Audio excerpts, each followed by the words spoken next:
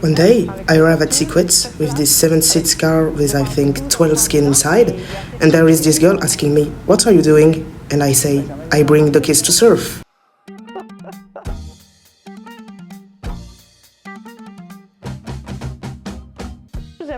My name is Marta.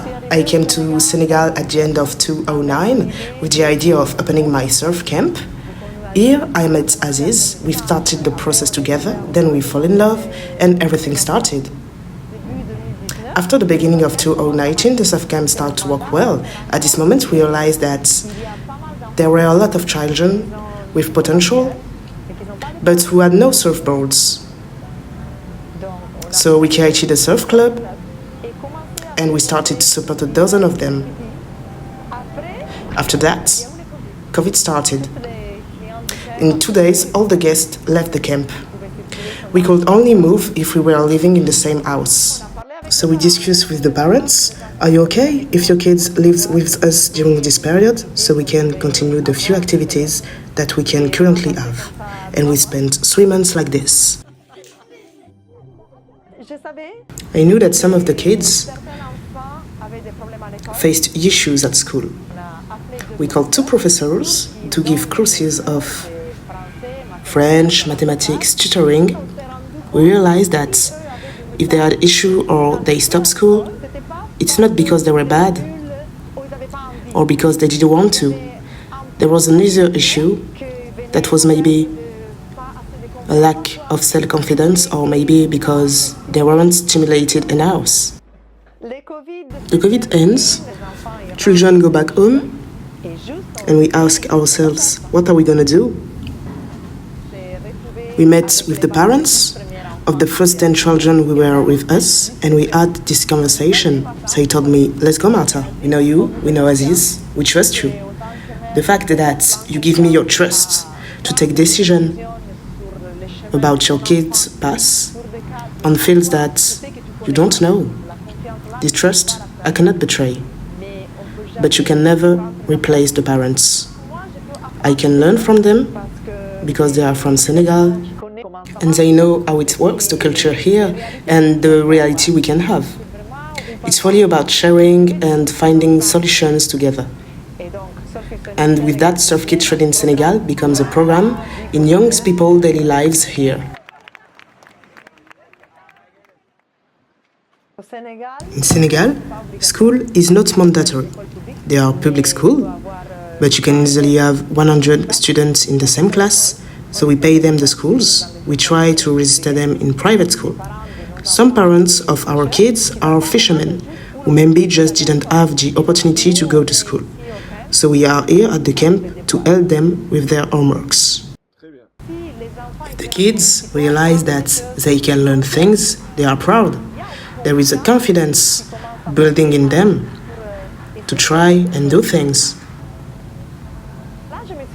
There, I realized that you could go further and you serve to reward the children, to have other results than school. I come from a family that wasn't really rich. They always forced my sister and I to work for what we wanted to. I think that this determination, I get it from my education, but also from the sports. You can't always escape. When things become complicated, you put yourself on the line. If you lose, we do a debrief to understand. Did you play well, or were you afraid? Was there something wrong? It allows you to take a step back, analyze, and move on. Today, we have kids who participate at the Senegalese Championship. The idea that we really want is that even if it's an individual sport, we are a team.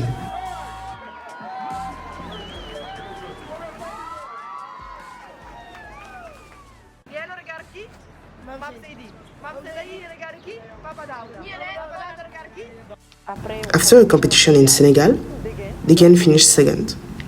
She told me, when I came out of the water, it was a mix of negative emotions and it hurt me. We discussed about that with all the kids, and this is an habit we put in place. one of us is coming out of the water, if he won, or especially if he lost, we have to go towards him. It builds the spirit of the group. This is what I want to leave them. That they take what they can from surfing and from the sports to become independent in life. With the first young people who come from the program, what do? Apart from English classes that are the basics, we try to train them to the job of surf instructor, of judge, and we try to finance their driver license so they can get a job. Cher told me that he didn't want anymore to work all day long and get underpaid. So I trained him as a surf instructor. He started to give lessons in French, and he told me he wants to learn English. He was very motivated until we could pay for his ISA diploma to be surf instructor and his driver license, and now he went for 3 months in Morocco to work there. For me, it's a beautiful success story. When you come from a fisherman family, women stay at the beach, and it's the men who go out to sea for fish. So the sea is considered as a domain for men. You feel that in reality, women's potential cannot be expressed 100%. We started doing surf session trainings, English courses, driver lessons only for girls. More girls start coming, I think again in confidence, in the water, but in daily life too. Those girls are in their culture, but will start thinking about themselves. And so they often come at me to ask, if I want to go there, how should I organize myself? For the young ones to have example of girls who do different things, but especially who manage to organize their lives. It's a concrete example. If they can do it, we can do it too.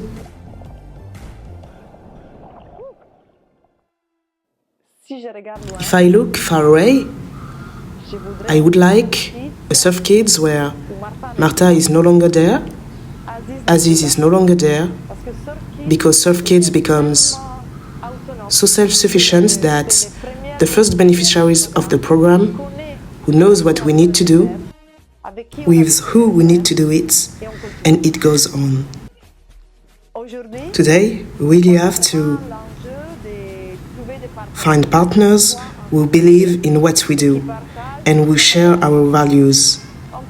We can have champions, not only in surfing, life champions.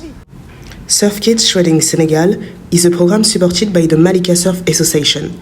In 2025, we are supporting 70 children in the Yoff and Ngor districts of Dakar. This story is just beginning. Help us shape the future of Surfkids.